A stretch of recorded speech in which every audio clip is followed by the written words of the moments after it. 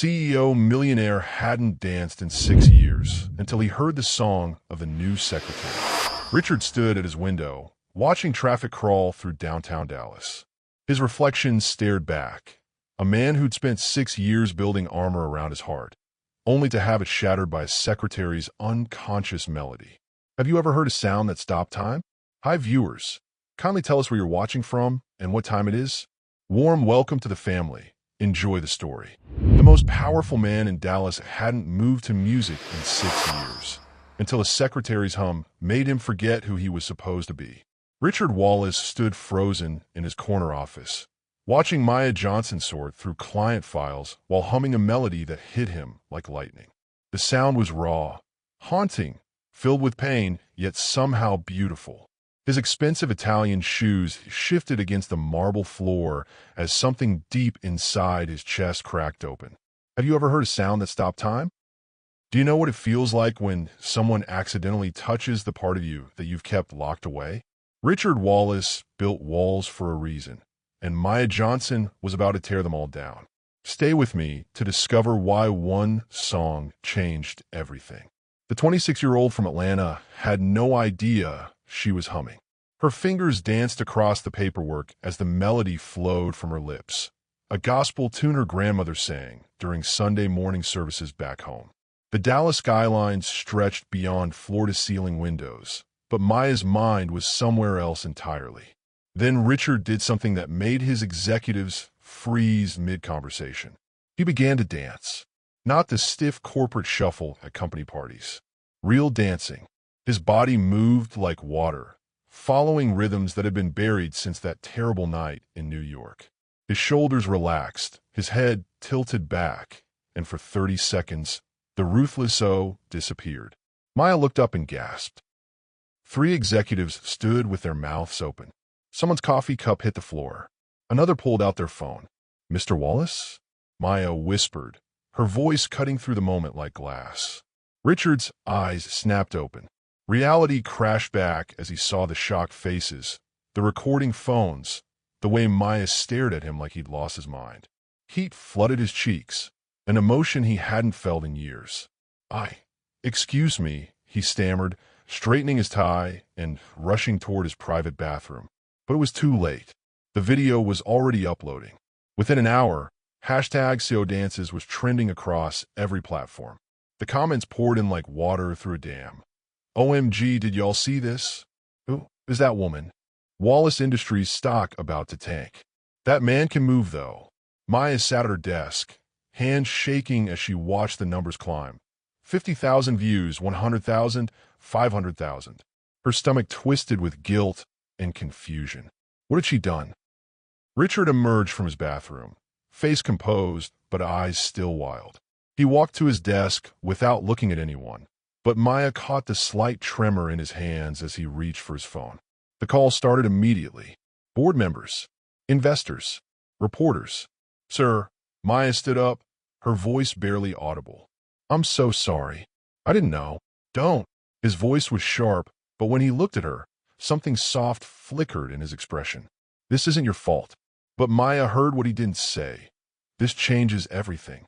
As the afternoon wore on, the story exploded across social media. Business blogs picked it up. Entertainment sites ran with it. Someone found old photos from Richard's college days when he used to dance at local clubs. The contrast was striking. The young, carefree Richard versus the cold, untouchable CEO. What had changed him? What had Maya's song awakened? By 5 p.m., the video had hit 2 million views. Richard stood at his window, watching traffic crawl through downtown Dallas. His reflection stared back. A man who'd spent 6 years building armor around his heart, only to have it shattered by a secretary's unconscious melody. Maya gathered her things quietly, hoping to slip out unnoticed. But as she reached the elevator, Richard's voice stopped her. "Maya." She turned, heart pounding. "Thank you." "For what, sir?" He looked at her for a long moment, and she saw something in his eyes she couldn't identify.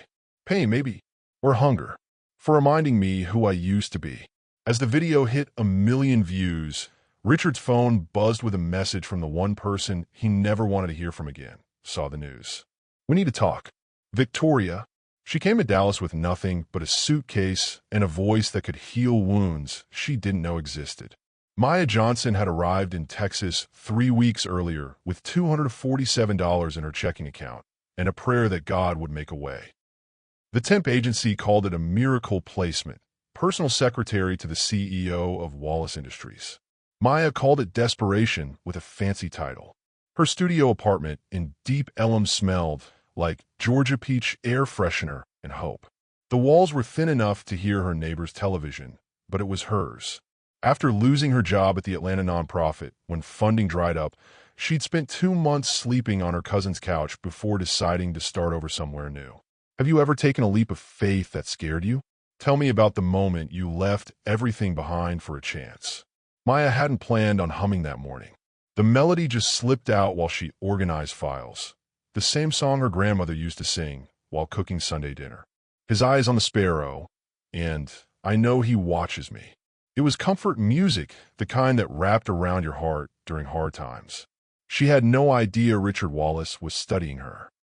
From his desk, Richard watched Maya work with quiet fascination. Her movements were graceful, efficient. When she concentrated, she bit her bottom lip. When she was satisfied with something, she'd nod once, decisively. And when she thought no one was listening, she hummed melodies that made his chest ache with memories he'd buried. He'd spent the previous night researching her background, a habit that had saved him from bad hires and worse relationships. Maya Johnson, 26, born in Atlanta. Bachelor's degree in social work from Spelman College. 3 years at Hope Community Center before budget cuts eliminated her position. No criminal record. No social media drama. No red flags, except one. She was too good to be true. The rain started around midnight, drumming against his penthouse windows as Richard scrolled through her employment application. Her references raved about her work ethic, her compassion, her ability to connect with people from all backgrounds. The temp agency noted she was overqualified but eager. What they didn't mention was how her voice could crack open walls he'd spent years building. Richard poured another scotch and stared at Maya's photo, a simple headshot where she smiled with genuine warmth. No calculated angles or practiced expressions, just honest beauty that made him wonder when he'd stopped believing in honest anything. The New York incident had changed him. Victoria's betrayal had turned him into ice, and he'd been frozen ever since. But something about Maya's presence made him feel warm, dangerously warm. Monday morning brought a new viral milestone, 5 million views. The hashtags multiplied. Hashtag Wallace Industries, hashtag CO Dancing, hashtag Who Is That Woman, hashtag Dallas Drama. Stock prices fluctuated. Memes appeared. Late-night talk show hosts made jokes. Maya arrived at work early, hoping to avoid the circus. But photographers camped outside the building, and security had to escort her through a back entrance. Miss Johnson, the head of HR, cornered her by the coffee machine. We need to discuss the social media situation. I understand if you need to let me go, Maya said quietly. I never meant for this to happen. Let you go. The woman looked confused. Honey, Mr. Wallace specifically requested that no one bother you about this. He said if anyone had a problem with what happened, they could discuss it with him personally. Maya's heart skipped. Richard was protecting her. At 10 a.m., she found a handwritten note on her desk. Your voice. My office. St. Wilmogans. R.W. Maya's hands trembled as she knocked on his door. When he called her in, she found him standing by the window, shoulders rigid with tension. Sir, close the door, please. The click echoed in the quiet space. Maya stayed near the entrance, unsure. I owe you an explanation, Richard said without turning around. No, sir. You don't owe me anything. He turned then, and Maya saw exhaustion in his face. The dancing. The way I reacted to your singing. It must have seemed strange. It seemed human. The words slipped out before she could stop them. Richard's eyebrows rose, and Maya felt heat flood her cheeks. I mean, you seemed happy. For a moment, something shifted in Richard's expression. He studied her face like he was memorizing it. I haven't been happy in 6 years, Maya. Not until I heard you hum that song. The admission hung between them, heavy with implications neither was ready to address. When Maya walked into work Monday morning, she found a handwritten note on her desk. Your voice. My office. St. Wilmaltons. R.W. She had no idea this meeting would change both their lives forever. He called her into his office to talk about filing systems, but ended up confessing why he stopped dancing 6 years ago. Maya knocked twice on Richard's door, her heart hammering against her ribs. The viral video had hit 10 million views overnight, and she'd spent hours reading comments that ranged from curious to cruel. Some called her Richard's side piece. Others wondered if he was having a breakdown. A few praised the raw humanity of the moment. Come in. His voice was softer than usual. Richard sat behind his mahogany desk, but something was different. His tie was loosened. His usually perfect hair showed finger marks where he'd run his hands through it. The afternoon sunlight slanted through the blinds, casting stripes across his troubled face. Please sit. He gestured to the chair across from him. Maya perched on the edge, ready to flee if necessary. Sir, about what happened? New York, 2018. Richard's voice cut through her apology. The Whitney Gala for Children's Cancer Research. Have you ever heard of it? She shook her head, confused by the abrupt change of subject. When someone shares their deepest wound with you, how do you respond? Have you ever felt responsible for healing someone's heart? Richard leaned back, his eyes focusing on something far beyond the Dallas skyline. I was engaged then. Victoria Ashford. Old money family, social connections that could open any door. She was perfect on paper. Maya's stomach twisted, though she couldn't say why. I loved dancing back then. Took lessons as a kid, kept it up through college. Victoria thought it was charming in private, but inappropriate in public. Said CEOs don't dance, they network. His fingers drummed against the desk, a nervous habit Maya had never seen before. The night of the gala, I'd had enough wine to forget her rules. The band was playing something jazzy, and I just moved, right there in the middle of the dance floor, surrounded by Manhattan's elite. Richard's voice dropped to barely above a whisper. For 3 minutes, I felt free, like myself again. The crowd was watching. Some even started clapping. And then Victoria appeared beside me. Maya found herself leaning forward, drawn into his story despite herself. She didn't say anything at first, just smiled and took my hand.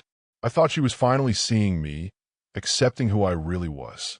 So I spun her, dipped her, showed off every move I'd learned. The photographers were having a field day.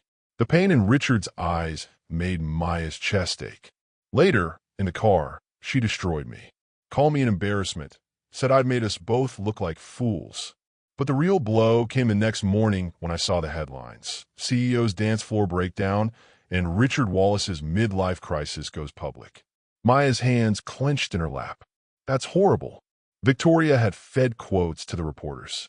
Anonymous sources saying I was struggling with pressure and acting erratically. She painted my moment of joy as a mental health crisis. Richard's voice grew harder. 3 days later, she left me. Said she couldn't marry someone so unstable. Took the ring, kept the engagement announcement in the Times running another week to maintain appearances, then quietly announced our mutual decision to postpone. The office felt too small suddenly, the air too thick. Maya understood now why her innocent humming had triggered such a reaction. I haven't danced since that night. Haven't even wanted to. Until their eyes met across the desk, and Maya felt something electric pass between them. Until you started humming that song. And suddenly I remembered what it felt like to move without thinking, to let music carry me instead of fighting it. Maya's voice was barely audible. I am sorry. Don't be. Richard leaned forward, and she caught a hint of his cologne, something expensive but warm. You gave me back something I thought I'd lost forever. The distance between their chairs felt enormous and microscopic at the same time. Maya's pulse quickened as Richard's gaze dropped to her lips, then back to her eyes. Maya! His desk phone rang, shattering the moment. Richard cursed under his breath and ignored it, but the spell was broken. Maya stood quickly, smoothing her skirt.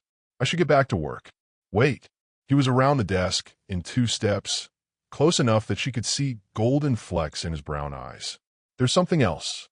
Maya's breath caught as he reached into his jacket pocket. The campaign launch is next month. I want you to be the face of it." She blinked, certain she'd misheard. "Sir, I'm just a secretary." Richard's response made her knees weak. "No, Maya. You're so much more than that." As Maya stood to leave, Richard's voice stopped her cold. "The campaign launch is next month. I want you to be the face of it." She turned back, confused. "Sir, I'm just a secretary." His response made her knees weak. "No, Maya. You're so much more than that." He risked everything he built on a woman who didn't know her own power, and the boardroom wanted his head. The emergency board meeting was called for 8 a.m. sharp. Richard straightened his tie and reviewed his notes one last time, knowing he was about to walk into a war zone. The viral video had cost Wallace Industries $12 million in stock value overnight, and his board of directors wanted blood. Maya arrived at work to find security guards at every entrance and photographers camped across the street. The elevator ride to the 42nd floor felt like ascending to her execution. "Mr. Wallace is in the boardroom," his assistant whispered. "He asked you to wait in his office." Through the glass walls, Maya could see animated gestures and red faces. Richard sat at the head of the conference table, calm as a statue, while older men in expensive suits gesticulated wildly around him. Have you ever had someone believe in you more than you believe in yourself? What happened when they took that risk? Board Chairman Harold Pemberton slammed his hand on the mahogany table. "This is exactly the kind of reckless behavior we can't afford, Richard. Dancing in your office like some teenager, with a secretary half your age." "Maya Johnson is 26, Richard replied evenly. "Hardly a teenager. Don't deflect with semantics." Board member Janet Morrison pulled out her tablet. "Stock prices dropped 8% in 12 hours. Our biggest clients are questioning your stability. The Peterson merger is on hold pending leadership evaluation." Richard remained motionless. "The market will recover." "Will it?" Pemberton leaned forward. "Because I'm looking at social media analytics that suggest otherwise. Hashtag CO Dancing has 40 million impressions. The memes are ruthless. One shows your face photoshopped onto a reality TV star with the caption, 'When you hire your side piece as secretary.'" Something dangerous flickered in Richard's eyes. "Maya Johnson is not my side piece. She's a valued employee who deserves respect." "Valued employee?" Morrison laughed harshly. "She's been here 3 weeks and already caused our biggest PR nightmare in decades." Actually, Richard stood slowly. "I asked Maya here this morning to discuss her new role." The room fell silent. "I'm promoting her to Director of Community Engagement for our new initiative, Wallace Industries Community Impact Campaign. She'll be the face of our $50 million investment in underserved communities across Texas." The silence stretched until Pemberton found his voice. "You've lost your mind, have I?" Richard's voice was steel wrapped in silk. "Maya Johnson has more genuine connection to our target demographic than anyone in this room. She understands struggle, community, authentic need. Exactly what we need for this campaign." Morrison sputtered. "She's unqualified, untested, unknown. She's real." Richard's interruption cut like a blade. "Something our polished corporate campaigns have lacked for years. This is about the dancing, isn't it?" Pemberton's tone dripped disgust. "You're making business decisions based on personal attraction to your secretary." The temperature in the room dropped 10 degrees. "Harold," Richard's voice was deadly quiet. "Choose your next words very carefully." But Pemberton pressed on. "Face the facts, Richard. You had some kind of emotional breakdown, and now you're doubling down instead of admitting the mistake. This woman has you spinning fairy tales about community engagement when what you really want is..." "Stop." Richard's command silenced the room.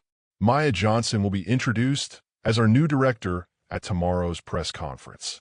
The campaign launches in 3 weeks. Anyone who has a problem with this decision is free to tender their resignation." Maya watched from Richard's office as the board members filed out, faces ranging from furious to resigned. Only Richard remained in the conference room, head in his hands. 20 minutes later, he emerged to find her pacing by his desk. "Maya, $50 million?" Her voice was tight with panic. "You just bet $50 million on someone you've known for 3 weeks?" I bet $50 million on someone whose voice reminded me that business should serve people, not the other way around. But what if I fail? What if they're right and I'm not qualified? Richard moved closer, and Maya caught her breath as his hand brushed against hers on the desk. The contact sent electricity shooting up her arm. You won't fail because I won't let you. We're in this together now. The weight of his words, the intensity of his gaze, the warmth of his fingers. It was too much and not enough all at once. Together, Maya whispered, testing the word. Richard's thumb traced across her knuckles. If you'll have me as a partner. The moment stretched between them, loaded with possibility and danger. Maya felt herself falling into his eyes, drawn by something deeper than attraction. Her phone buzzed with a text, breaking the spell. But as she glanced at the screen, her blood turned to ice. We need to talk about your new boyfriend. Some stories from New York you should know. Unknown number. Maya? What's wrong? She looked up to find Richard watching her with concern. Outside, Dallas hummed with evening traffic, but inside his office, the world had suddenly become very small and very dangerous. The headline hit every business blog by evening. Wallace Industries CEO loses mind over secretary. But the Real bomb dropped at midnight. Victoria's Instagram post with a photo that made Maya's blood freeze. Victoria Ashford didn't just break Richard's heart 6 years ago. She shattered his ability to trust, and now she was back to finish the job. Maya stared at her phone screen until the letters blurred. The Instagram post was perfectly calculated. A throwback photo of Victoria and Richard at some Manhattan gala, both looking like they belonged on magazine covers. The caption read, "Interesting to see Richard dancing again. Some stories never really end. Red Heart hashtag, Dallas hashtag, unfinished business." The post already had 50,000 likes and counting. The comments were brutal. Girl, come get your man. That secretary about to learn. Old money versus new secretary. We know who wins. Victoria's coming for what's hers. Maya's hands shook as she scrolled through the endless speculation. She'd gone to bed feeling like maybe, just maybe, she belonged in Richard's world. Now she felt like an imposter waiting to be exposed. When your past comes back to haunt you, do you fight or hide? Have you ever watched someone you care about battle demons you can't touch? By morning, entertainment blogs had picked up the story. Victoria Ashford, heiress, socialite, and Richard's ex-fiancée, had arrived in Dallas. The Adolphus Hotel confirmed she'd booked the penthouse suite for an extended stay. Richard's phone started ringing at 6 a.m. Maya arrived at the office to find him pacing his office like a caged animal, his usually perfect appearance disheveled. His shirt was wrinkled, his tie askew, and dark circles shadowed his eyes. "She's here," he said without preamble when Maya entered. "Victoria. She's in Dallas." Maya's stomach twisted, but she kept her voice steady. "I saw the post. This isn't about you and me, Maya. This is about her need to control every narrative, to win every game, even when the game ended years ago." But Maya heard the tension in his voice, saw how his hands trembled slightly as he reached for his coffee. Whatever Victoria had done to him ran deeper than professional embarrassment. What does she want? Richard's laugh was bitter. "To remind everyone that I don't deserve happiness. That every choice I make is a mistake waiting to happen." The office door opened without warning. Victoria Ashford glided in like she owned the building, her blonde hair perfectly styled, her designer dress probably costing more than Maya made in 6 months. She was beautiful in the way that money made possible, polished, flawless, untouchable. "Richard, darling." Victoria's voice carried a slight southern drawl that managed to sound both warm and condescending. "You look tired." Maya watched Richard's entire body go rigid. "Victoria, I didn't realize you were visiting Dallas." "Oh, you know me. I go where the story is." Victoria's eyes swept over Maya with calculating interest.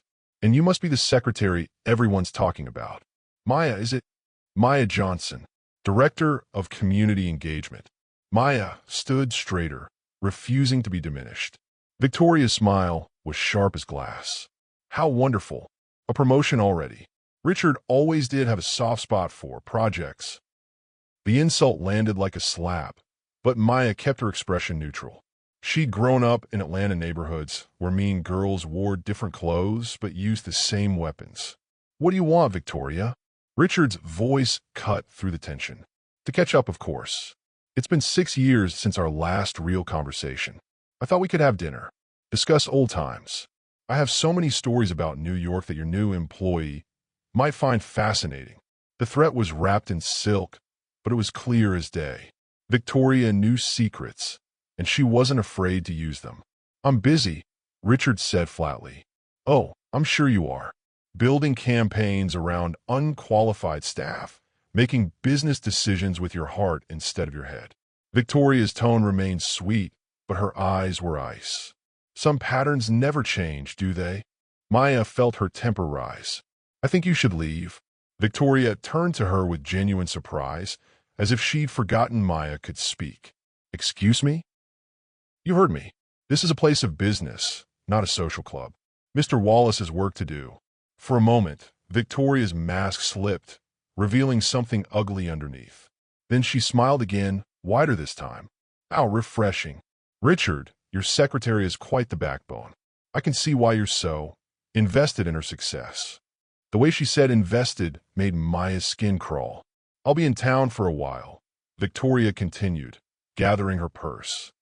"We should really catch up properly. I have so much to share about that night at the Whitney Gala. The parts that never made it into the newspapers." After she left, the office felt poisoned. Richard slumped in his chair, head in his hands. "She's going to destroy us," he said quietly. Maya moved around his desk, surprising herself by placing her hand on his shoulder. His muscles were tight with stress. "Only if we let her." Richard looked up, and Maya saw fear in his eyes, not for himself, but for her. "You don't understand what she's capable of. Victoria doesn't just attack, she obliterates. She'll dig up everything about your past, twist every good intention, make the world believe you're using me or I'm using you. Then we tell our own story first. Maya, she wins if we hide, if we act like we're doing something wrong." Maya's hand moved to cup his face, and she felt him lean into her touch. "But we're not doing anything wrong, are we?" The question hung between them, loaded with everything they hadn't said. Richard's eyes dropped to her lips, and Maya felt her breath catch. "No," he whispered. "We're not." This time, when his phone rang, he ignored it completely. Victoria's press conference was scheduled for noon. Richard had 11 hours to decide: protect his empire or protect the woman who brought music back to his life. He couldn't save both. Some decisions define you forever, and Richard Wallace was about to discover which mattered more, his reputation or his heart. The Dallas morning sun cast long shadows across Richard's penthouse as he stood at the window, watching the city wake up below. Somewhere out there, Victoria was preparing to destroy him. In 12 hours, she'd hold a press conference that could end everything he'd built. His phone buzzed constantly, board members, investors, reporters, all wanting answers he didn't have. Maya had gone home at midnight, but not before squeezing his hand and whispering, "Whatever happens, we face it together." The memory of her touch still burned against his palm. At 7 a.m., his lawyer called with Victoria's demands. "She wants you to publicly apologize for erratic behavior," Marcus explained. "Announce that Maya was a temporary employee who's no longer with the company. Cancel the community campaign. Basically, admit you had some kind of breakdown and you're getting help." Richard's grip tightened on the phone. "And if I refuse?" "She releases whatever she has on you. Photos, recordings, witness statements from the New York incident. Plus, she's threatening to sue the company for emotional distress from watching you replace her." What would you sacrifice for love? Your career? Your reputation? Your security? Tell me what matters most when everything is on the line. Richard closed his eyes, thinking of Maya's face when she defended him yesterday. The way she'd stood up to Victoria without flinching. The courage in her voice when she said they'd tell their own story. He thought about the board meeting, the way those men had dismissed her like she was nothing. The way Victoria had called her a project. All his life, he let other people's opinions shape his choices. Not anymore. Marcus set up a press conference for 11 a.m. Richard, that's an hour before Victoria's. I know exactly when it is. Maya arrived at work to find chaos. Security guards blocked every entrance while reporters pressed against police barriers. Someone had leaked word about competing press conferences, and the media smelled blood. Inside, the office buzzed with tension. Employees whispered in corners. Several executives had already submitted resignations. The stock price was in free fall. Richard found Maya in his office, staring out at the circus below. Having second thoughts? He asked softly. She turned, and he saw determination in her dark eyes. About you? Never. The simple words hit him like lightning. Richard crossed the room in 3 steps, backing Maya against his desk. His hands found her waist as her breath caught. Say that again. Never, Maya whispered, her fingers gripping his shirt.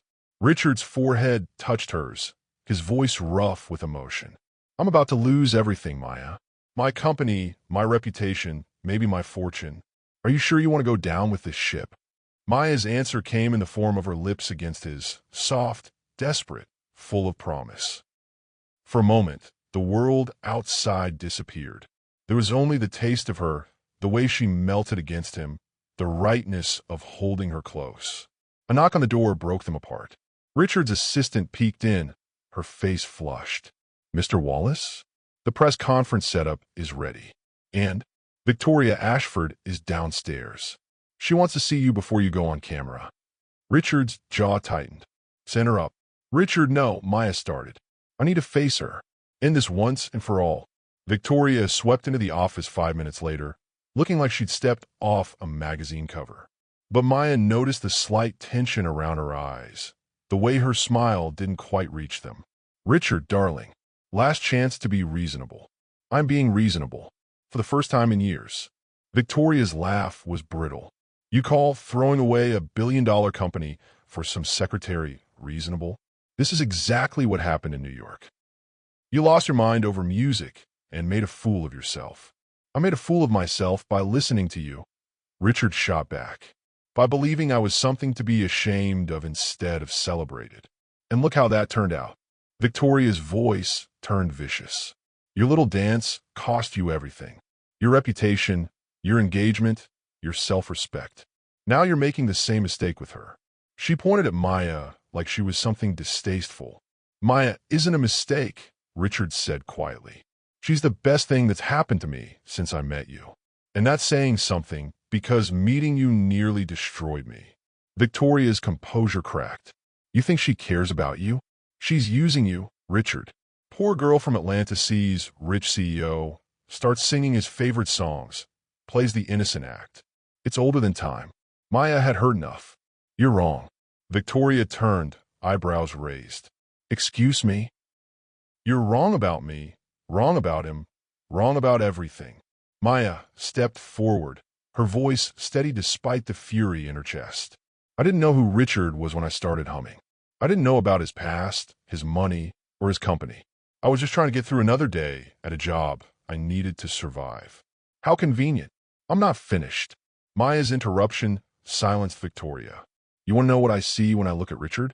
I see a man who's been hiding his heart for 6 years because someone convinced him it wasn't worth showing.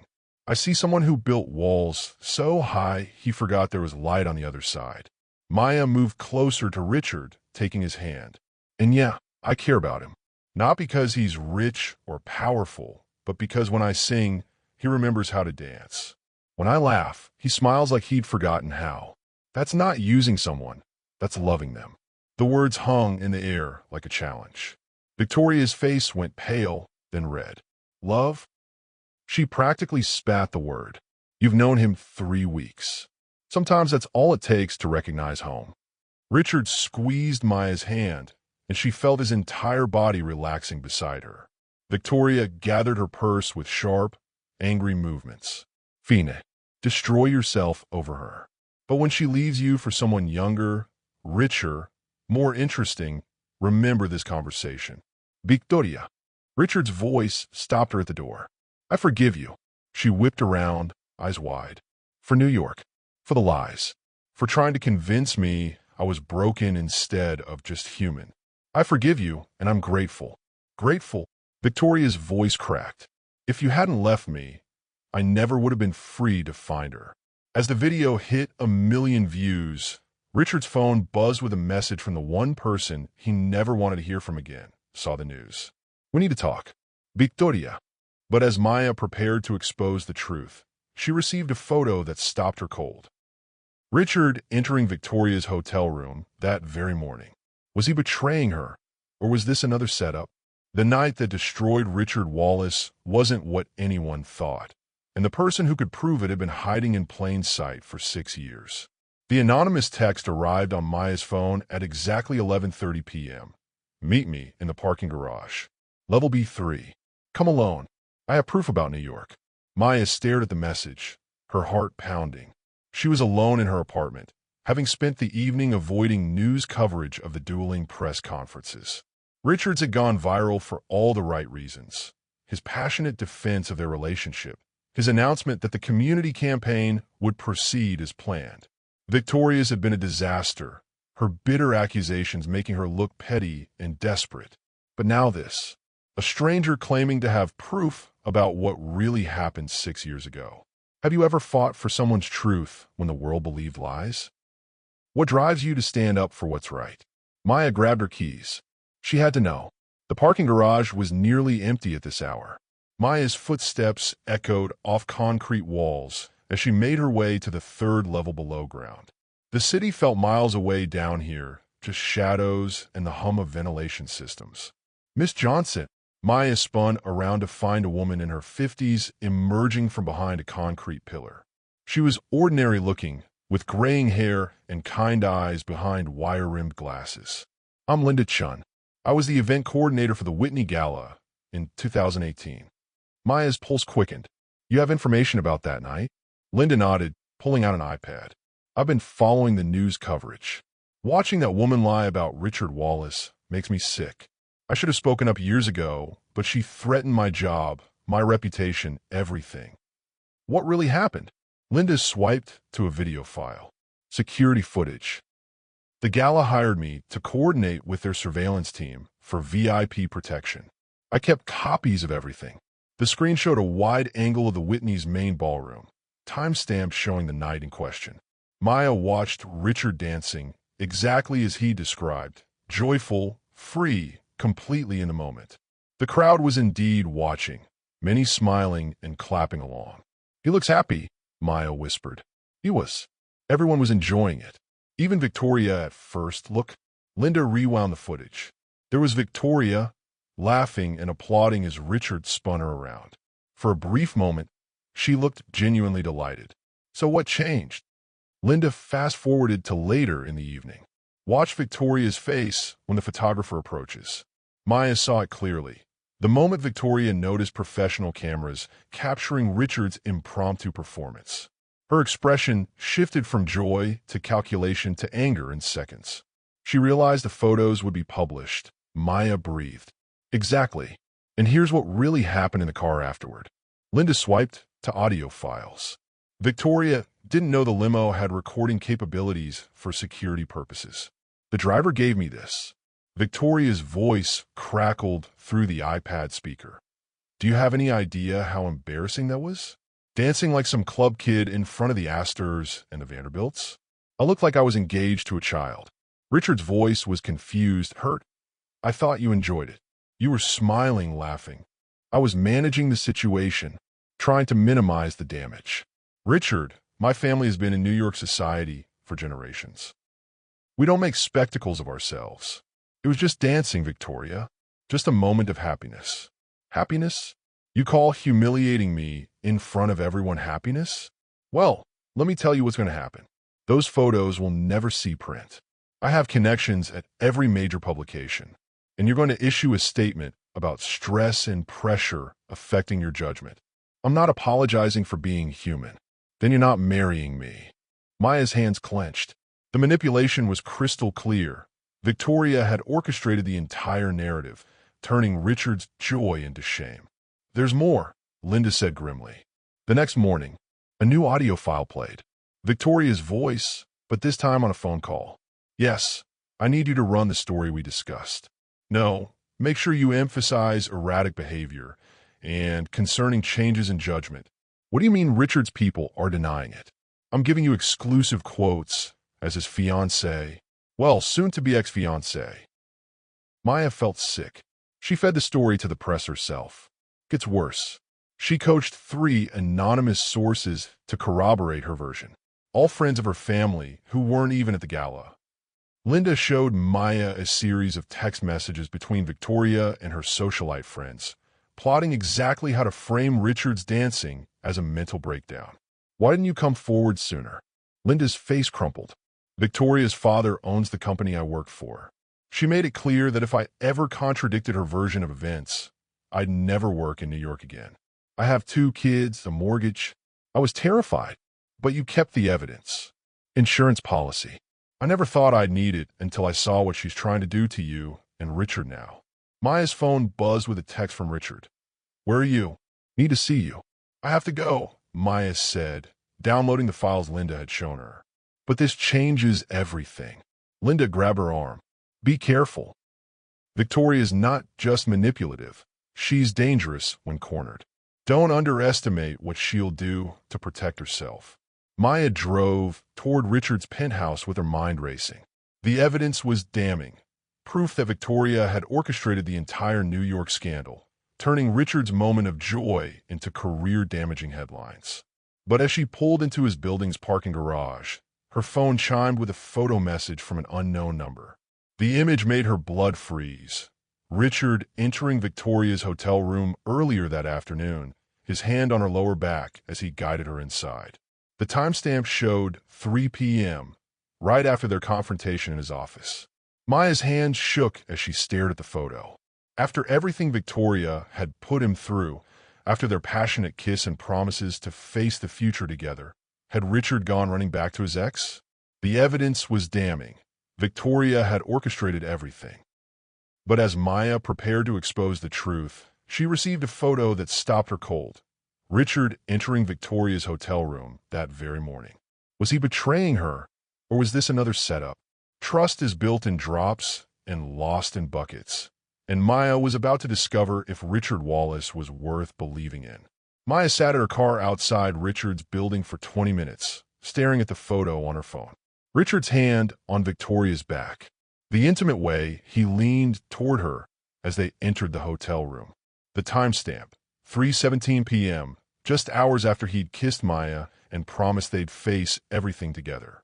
Her chest felt hollow, like someone had scooped out her heart and left nothing but pain. The security footage from Linda proved Victoria was a liar and manipulator. But this photo suggested Richard might be playing games too. Maybe he'd gone back to his ex the moment things got complicated. Maybe Maya was just a distraction, a temporary rebellion before returning to his real life. When everything looks like betrayal, do you trust your heart or your eyes? Share a time when faith was harder than facts. Maya's phone rang. Richard's name flashed on the screen. She almost didn't answer. Maya, where are you? I've been calling for hours. His voice sounded strained, exhausted. Maya closed her eyes, trying to read the truth beneath his words. I am downstairs, in the parking garage. Thank God. Come up. I have something important to tell you. Maya's throat tightened. I bet you do. Something in her tone made him pause. Maya? What's wrong? Why don't you tell me, Richard? How was your afternoon? The silence stretched long enough to break her heart all over again. I can explain. I'm sure you can. Maya's voice was flat, dead. You're good with words. Good at making people believe what you want them to believe. Maya, please. Come upstairs. Let me. She hung up. Maya drove home in a daze, the evidence files from Linda forgotten on her passenger seat. By the time she reached her apartment, tears were streaming down her face. She'd been such a fool. A poor girl from Atlanta, thinking she could compete with New York society, thinking a billionaire would choose her over his perfect, polished past. Her phone buzzed with texts from Richard. Please talk to me. It's not what you think I love you. That last one made her sob harder. Love. As if he even knew what that word meant. Maya turned off her phone and cried herself to sleep on the couch, still wearing her work clothes. Richard paced his penthouse like a wild animal, calling Maya's phone every 5 minutes until it went straight to voicemail. She'd seen something. That much was obvious. But what? And how could he explain when she wouldn't let him? At 2 a.m., he gave up on sleep and drove to her apartment. Her car was in the parking lot, but she wouldn't answer her door no matter how long he knocked. Maya, please. Just 5 minutes. Let me explain what happened today. Silence. I want to see Victoria. Yes. But not for the reasons you think. She had something that could hurt you, and I couldn't let that happen. Still nothing. Richard pressed his forehead against her door, defeat crushing his chest. I love you, Maya. Whatever you saw, whatever you think happened, that hasn't changed. That will never change. He slid down until he was sitting in her hallway, back against the door. I'll wait here until you're ready to listen. All night, if I have to. On the other side of the door, Maya sat with her knees drawn up, tears silent on her cheeks. Part of her wanted to open it, to let him explain. But the larger part, the part that had been disappointed and betrayed too many times, whispered that rich men like Richard Wallace didn't choose women like her when push came to shove. At sunrise, Richard was still there when Maya's neighbor found him. Your boyfriend? The elderly woman asked, stepping over his legs to reach her own apartment. I'm trying to be. Most men who cheat don't spend the night on doorsteps. Richard's head snapped up. I didn't cheat. The woman studied his face, the exhaustion, the desperation, the genuine anguish.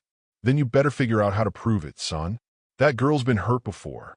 When Maya finally opened her door at 8 a.m., Richard was asleep sitting up, his expensive suit wrinkled, his hair a mess. He looked vulnerable, almost boyish, and her heart clenched against her will. Richard, his eyes flew open, immediately alert despite the circumstances. Maya, thank God. She stepped back as he scrambled to his feet. You have 5 minutes. Richard followed her inside, noting her red eyes, the defensive way she crossed her arms. Someone sent you a photo of me entering Victoria's hotel room. It wasn't a question. Maya nodded stiffly. She called me after our press conference. Said she had private information about your background that she'd release unless I came to see her. Information that could hurt your family back in Atlanta. Maya's armor cracked slightly. What information? Your father's arrest record. His gambling debts. The reason you really left Georgia. Richard's voice was gentle. She had it all, Maya. Dates, amounts, court records. She threatened to paint you as a gold digger running from family scandal. Maya's face went pale. Her father's problems were her deepest shame, the secret she'd hoped to leave behind in Atlanta. So you went to protect me. I went to buy her silence. Whatever it cost. And what did it cost? Richard's jaw tightened. She wanted me to fire you. In the campaign. Issue a public statement that our relationship was inappropriate and over. Maya's heart hammered. And I told her to go to hell. That's when she showed me this. Richard pulled out his phone, showing Maya a recording app. I recorded our entire conversation. Listen, Victoria's voice filled the small apartment. You're really going to destroy your reputation for some secretary? Richard's response was clear and firm.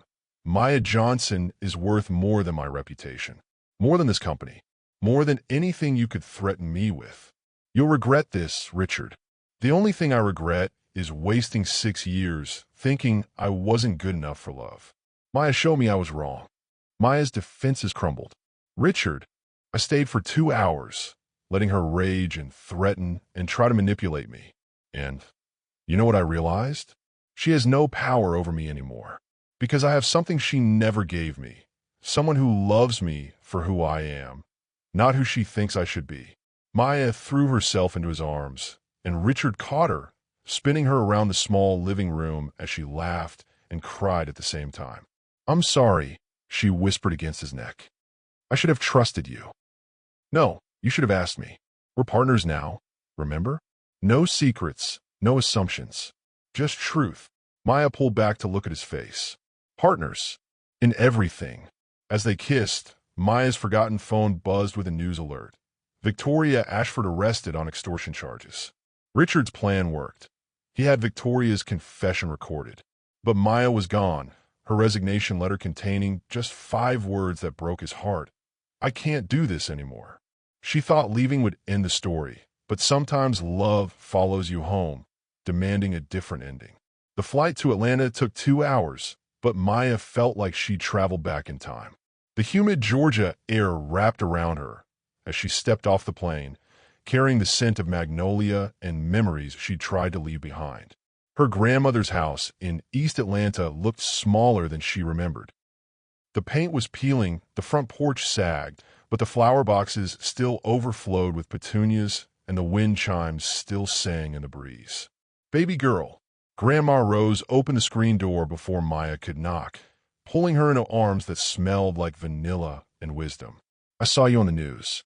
That man dancing, all those reporters chasing you around. What happened?" Maya collapsed into her grandmother's embrace and told her everything. The humming, the dancing, Richard's past, Victoria's lies, the photo that had shattered her trust, and finally the truth that came too late. When someone fights for you across states and social barriers, how do you respond? What grand gesture would win your heart? "So why you running, child?" Grandma Rose set a glass of sweet tea in front of Maya and settled into her favorite chair. "That man sound like he love you proper." "It's complicated, Grandma. He's rich, powerful, from a different world. People like Victoria will always be trying to tear us apart. Honey, let me tell you something." Grandma Rose leaned forward, her weathered hands clasping Maya's. "Your granddaddy was a sharecropper's son when I met him. I was the preacher's daughter. Both our families pitched fits, said we was mixing oil and water. Maya had heard this story before, but never like this. But we had something they couldn't understand. We saw each other's hearts. Didn't matter that he couldn't read when we met, or that my daddy thought he wasn't good enough. Love ain't about matching up on paper. It's about matching up in here." She pressed Maya's hand to her chest. "But what if it doesn't work? What if the pressure breaks us? Then you learn something about that man's character. But you don't run before you find out." That evening, Maya walked through her old neighborhood. The community center where she'd volunteered in high school. The corner store where she'd bought penny candy. The church where she'd first learned to sing. Mount Olive Baptist stood exactly as she remembered, its red brick facade and white steeple reaching toward heaven. Wednesday night service was just ending, and Maya slipped inside as the congregation filed out. Pastor Williams spotted her immediately. "Maya Johnson, child, what you doing back here?" Soon she was surrounded by people who'd known her since birth, all talking at once about seeing her on the news, asking about that dancing man, offering opinions and advice and love in equal measure. "Sing for us, baby," called out Mrs. Henderson from the third pew. Like old times, Maya found herself walking toward the front of the sanctuary, her feet moving without conscious thought. The piano sat silent, but she didn't need accompaniment. The song rose from somewhere deep in her chest, the same melody she'd been humming that first day in Richard's office. "His eyes on the sparrow, and I know he watches me." Her voice filled the sacred space, and Maya felt something settling in her spirit. This was who she was, not the frightened woman who'd run from love, but the strong woman who'd been raised by faith and community and the belief that she deserved good things. As the last note faded, Maya heard something that made her heart stop. Clapping. Slow, steady, familiar. She turned toward the back of the church and gasped. Richard stood in the doorway, still in his business suit, but somehow looking like he belonged in this sacred space. His eyes were bright with unshed tears, his face soft with wonder. "How?" Maya started. "Your grandmother gave me the address. Said if I wanted to find you, I needed to look where your heart lives." The church had gone completely silent, 40 pairs of eyes watching this drama unfold in their sanctuary. Richard walked down the center aisle, never breaking eye contact with Maya. "I came to apologize. Not for defending you, not for choosing you, but for not fighting hard enough to keep you from running." "Richard, you don't understand. I understand that I love you. I understand that you're afraid, and you have every right to be. People like Victoria will always try to tear us apart, try to make you feel like you don't belong in my world." He reached the front of the church and dropped to one knee. Maya's hands flew to her mouth as gasps echoed through the sanctuary. "But here's what I realized, Maya Johnson. I don't want you in my world. I want to build a new world with you. One where it doesn't matter where we came from, only where we're going together." He pulled out a simple velvet box. "Marry me." Not because I'm rich and you deserve security. Not because the cameras are watching or the stock market demands it. Marry me because when you sing, my whole world makes sense. Maya looked down at this powerful man kneeling in her childhood church, surrounded by the people who'd shaped her heart. The congregation held its breath. "Stand up," she whispered. Richard's face fell, but he rose slowly. "Now ask me again." As equals. Understanding dawned in his eyes. He stepped closer, taking her hands in his. "Maya Rose Johnson, will you marry me? Will you build a life with me, fight battles beside me, teach our children to sing the songs that matter?" This time, Maya's yes rang through the sanctuary like music. As Richard stood before Maya's entire church community, asking not just for forgiveness, but for her hand, Victoria's final card hit the news. Wallace Industries CEO's secret past exposed. The game wasn't over. It was just beginning. Love doesn't conquer all, but it gives you something worth fighting for, even when the whole world is watching. Maya woke up in her childhood bedroom to 17 missed calls and 43 text messages. The proposal video had gone viral overnight. Someone in the congregation had live-streamed the entire thing, and hashtag church proposal was trending worldwide. The comments ranged from heartwarming to brutal. "This is the most beautiful thing I've ever seen. Real love right here. CEO proposes in black church. Respect." But also, publicity stunt much. She's using him for money. What's next, a reality show? How do you love someone publicly when the world wants you to fail? Share your experience with relationships under pressure. Richard had flown back to Dallas at midnight to handle the media storm, promising to return for her in 2 days. But by morning, reporters had found Grandma Rose's house. Maya peeked through the curtains at the news vans lining the quiet street. Neighbors stood on their porches, some waving at cameras, others looking annoyed by the disruption. "This is insane," Maya muttered. "This is love," Grandma Rose corrected, setting a plate of grits and eggs in front of her. "And love ain't never been easy when folks got opinions." Maya's phone rang. Richard's face filled the screen, and despite everything, her heart lifted. "Good morning, fiancé," he said, and she could hear the smile in his voice. "Good morning, crazy man who proposes in churches. Any regrets?" Maya looked at the simple diamond on her finger. Not the biggest or flashiest, but perfect for her. "None. You. Only that I waited so long to ask." "Richard, there are reporters outside my grandmother's house. This is getting out of control." "I know. It's worse here. But Maya, I want you to see something." He switched to video call, turning his phone toward his computer screen. "Look at the campaign website." Maya gasped. In the 12 hours since their engagement, donations had poured in from across the country. The Community Impact Fund had raised $2 million, mostly in small amounts from people inspired by their story. "People are connecting with this, Maya. Not the corporate campaign we planned, but the real story. Love crossing boundaries, building bridges, proving that everyone deserves dignity and opportunity." Maya felt tears prick her eyes. "But what about the board? The stockholders? Stock price is actually up. Turns out authenticity sells better than polish." Richard's expression grew serious. "But there's something else. Victoria's not finished." On cue, Maya's phone chimed with a news alert. "Victoria Ashford exclusive. I know the real Maya Johnson." Maya's blood went cold as she opened the article.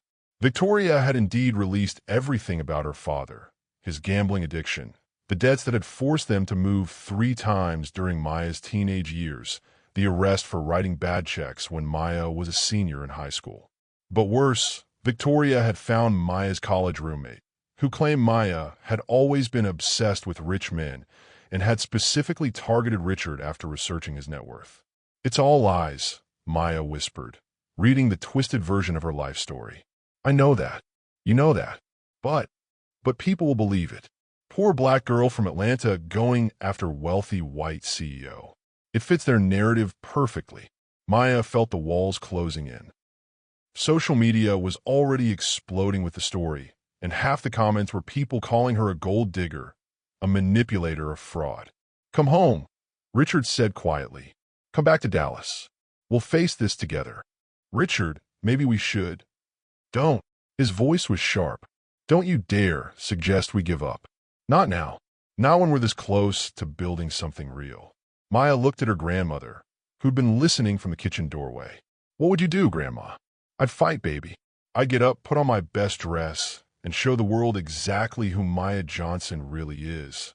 That afternoon, Maya held her own press conference on Grandma Rose's front porch. No fancy podium or corporate backdrop. Just a young woman sitting on wooden steps, surrounded by the community that raised her. My name is Maya Rose Johnson, she began, looking directly into the cameras. I'm 26 years old. I grew up in this house with my grandmother after my parents couldn't take care of me. Yes, my father struggled with addiction. Yes, we were poor. Yes, I made mistakes trying to help my family. Her voice grew stronger. But I didn't come to Dallas hunting for a rich husband. I came looking for work because I needed to eat and pay rent. I took a secretary job because it was what was available. And I fell in love with Richard Wallace not because of his bank account, but because he was the first person in years who saw me as worthy of respect. Maya stood up, her voice carrying across the neighborhood. Victoria Ashford wants you to believe that love can't cross economic lines, that people like me can't deserve people like Richard without ulterior motives. She wants you to believe that because it protects a system that says some people matter more than others. The crowd of neighbors and reporters had grown quiet, hanging on her words. But I'm here to tell you that love doesn't check credit scores. It doesn't care about zip codes or family trees or college degrees. It cares about how you treat people when no one's watching. It cares about whether you lift others up or tear them down. And Richard Wallace has spent every day since I met him lifting me up. Maya's eyes found the camera. So believe what you want about me. Call me a gold digger if it makes you feel better about your own choices. But I'm going to marry that man, and together we're going to build something beautiful for communities just like this one. The video went viral within hours, but this time the comments were different. She just shut down every hater with pure truth. This is what real strength looks like. Get you a woman who will defend your love on national TV. Maya's phone buzzed with a text from Richard. That's my queen. Coming to get you now. But as Maya packed her bags, Grandma Rose handed her a thick envelope. What's this? Arrived this morning. No return address. Inside were photos, recent ones of Richard with other women at business dinners, charity events, corporate functions. All innocent enough individually, but together they painted a picture of a man who still played the field. Maya's hand shook as she flipped through them. The images were clearly taken over the past few months, some even after she'd started working for him. A note was tucked between the photos. Ask yourself why a man who claims to love you needs to keep so many other options open. A friend. The campaign launch was tomorrow, and Maya was ready, until the delivery arrived with Victoria's final threat, compromising photos that could destroy everything. But Maya's response surprised everyone, especially herself. She was supposed to be the victim. Instead, Maya Johnson became the voice of a generation refusing to stay silent. Maya stared at the photos scattered across her grandmother's kitchen table. Richard at charity galas with beautiful women. Richard shaking hands with female executives, their smiles too bright, their body language too familiar. Richard at business dinners where his companions looked more like dates than colleagues. The images were professionally taken, clearly surveillance photos meant to suggest something that might not exist.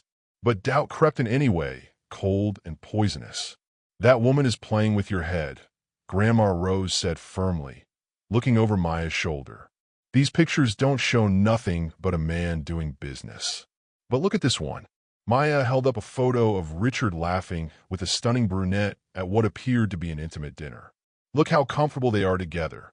Baby, you can't love someone and expect them to have lived in a box before you came along. That man had a life, had meetings, had obligations. Question is, do you trust him or not? When was the last time you found your voice and refused to be silenced? What cause would make you speak up despite fear? Maya's phone buzzed with a call from Richard. She almost didn't answer. Maya, I'm at the airport. I'll be there in 3 hours, and then we fly back together for tomorrow's launch. Richard, I need to ask you something. Something in her tone made him pause. What's wrong? Maya picked up the photo that hurt most. Richard with his hand on a woman's lower back, guiding her into a restaurant. The same gesture she'd seen in the fake hotel photo. How many women have you been with since I started working for you? The silence stretched too long. Maya, where is this coming from? Just answer the question. None. I haven't been with anyone since the day I heard you humming in my office. What about dinner meetings? Business entertainment? Social obligations? Richard's voice grew careful. I've attended required events, yes. Corporate dinners, charity functions. Part of the job. With dates. With colleagues, clients, board members' daughters when appearances mattered for deals. Maya, what's this really about? Maya closed her eyes, hating herself for the doubt, but unable to shake it. Nothing. I'll see you soon. After she hung up, Maya sat in silence, staring at the photos. Were they innocent business encounters twisted by camera angles and Victoria's manipulation? Or evidence that Richard maintained a social life she knew nothing about? The answer came from an unexpected source. Maya's phone rang with a Dallas number she didn't recognize. Miss Johnson? This is Janet Morrison from the Wallace Industries Board. Maya tensed. Morrison had been one of Richard's harshest critics in the boardroom. I'm calling to apologize, Morrison continued. And to warn you. About what? I hired the photographer who took those pictures you received. Victoria Ashford contacted me weeks ago, suggested I document Richard's erratic behavior for the board's protection. Maya's heart hammered. You've been spying on him? Following him, yes. To business meetings, charity events, required social functions. Looking for evidence of instability or poor judgment. Morrison's voice grew embarrassed. What I found instead was a man who talked about you constantly, who turned down advances from multiple women, who seemed happier than he'd been in years. Maya's throat tightened. Then why send me the photos? I didn't.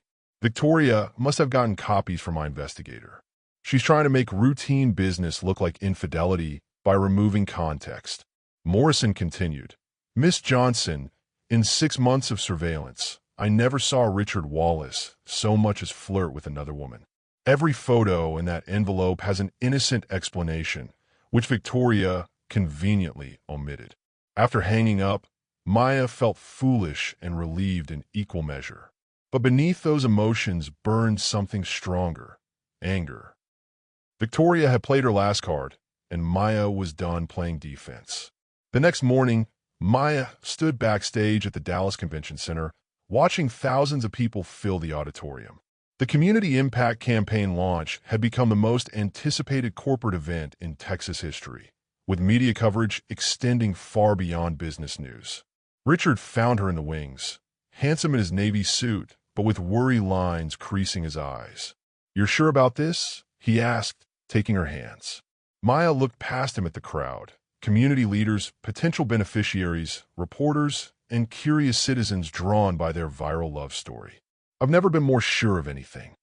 Maya, whatever Victoria throws at us today, let her throw. I'm done being afraid of her. Richard's introduction received polite applause, but the crowd was clearly waiting for Maya. When she walked onto the stage, the energy in the room shifted completely. She moved to the podium without notes, wearing a simple blue dress that Grandma Rose had picked out. Her voice carried clearly through the sound system as she began. 3 months ago, I came to Dallas with nothing but hope and desperation. I took a job as a secretary because I needed work, not because I had dreams of corporate success. The audience listened intently. What I found was something unexpected, a man who had forgotten how to be human, and somehow my voice reminded him. Not because I'm special, but because sometimes we all need someone to see us as we really are. Maya's gaze found Richard in the wings, and she smiled. People ask me if I love Richard Wallace for his money. Let me be clear. I love Richard Wallace despite his money. Because wealth can build walls as easily as bridges, and Richard chose bridges. He chose to see past my circumstances to my potential. He chose to amplify my voice instead of silencing it. The crowd was completely still now. But this isn't about us. This is about every person in this room who's been told they don't matter because of their zip code, their background, their bank account. This campaign exists because Richard Wallace learned something that too many powerful people never learn. Your worth isn't measured by your wealth. Maya's voice grew stronger, carrying the power of every gospel song she'd ever sung. So yes, we're going to invest $50 million in underserved communities. But more than that, we're going to invest in the radical idea that everyone deserves dignity, opportunity, and respect. Not charity, justice. The applause started slowly, then built to a roar that seemed to shake the building.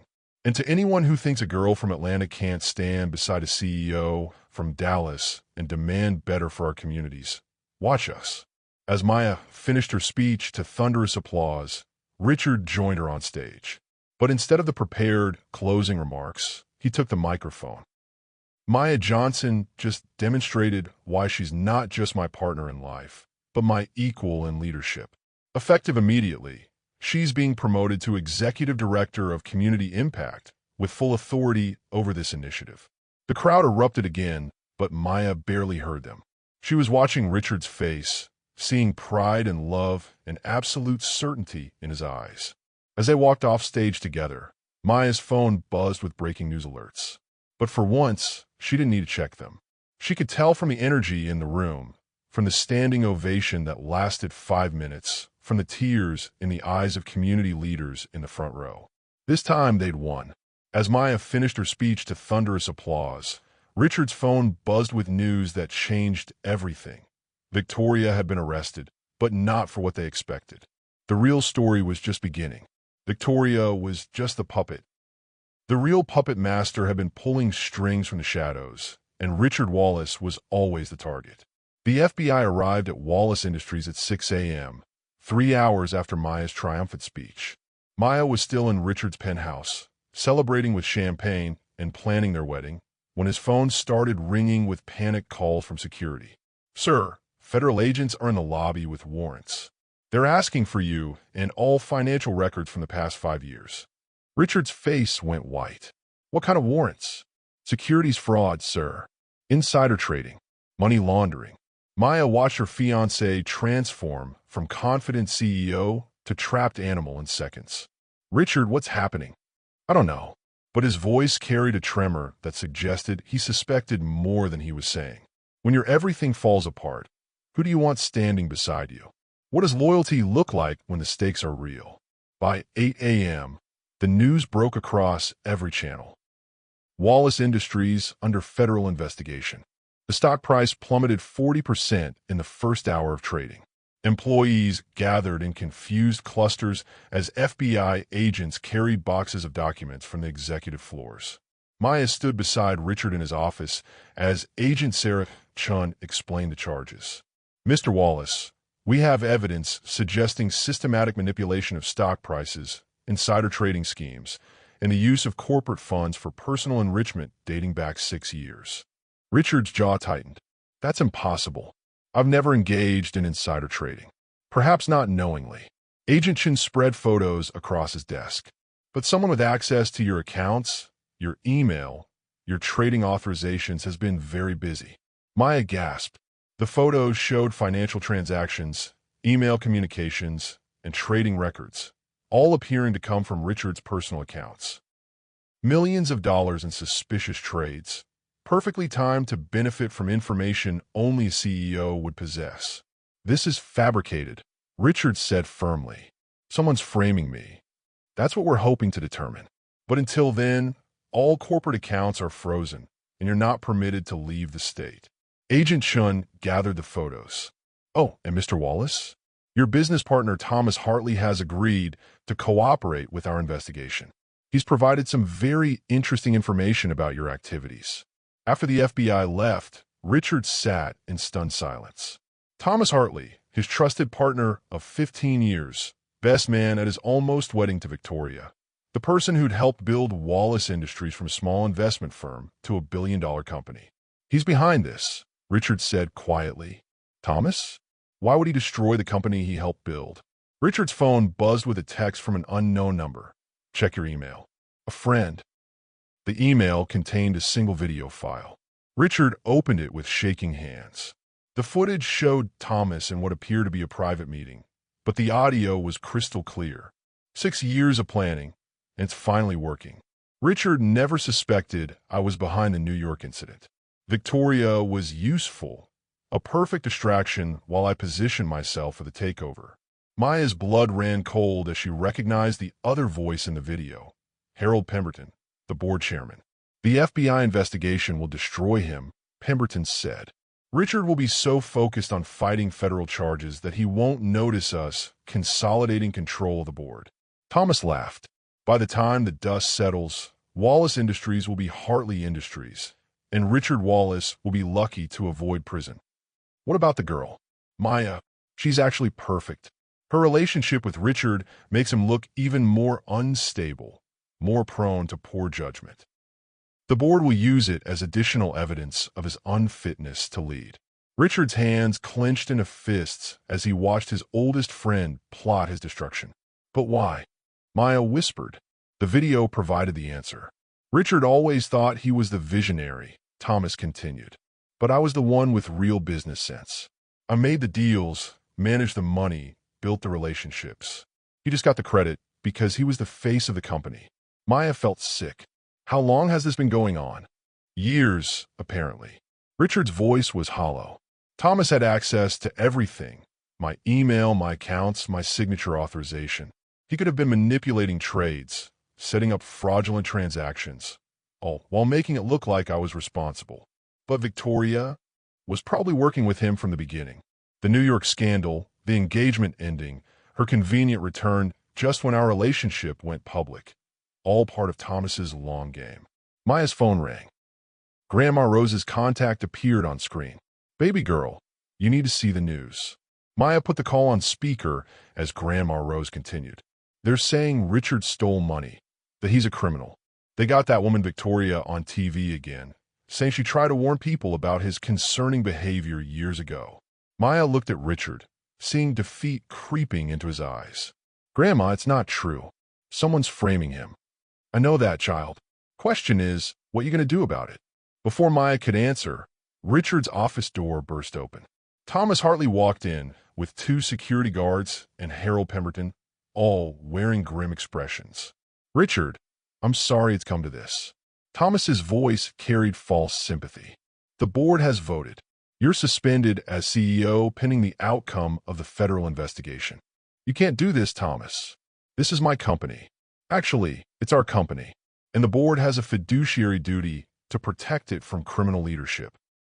Pemberton stepped forward with official documents. You have 1 hour to clear out your personal belongings. All corporate accounts, passwords, and access codes will be changed immediately.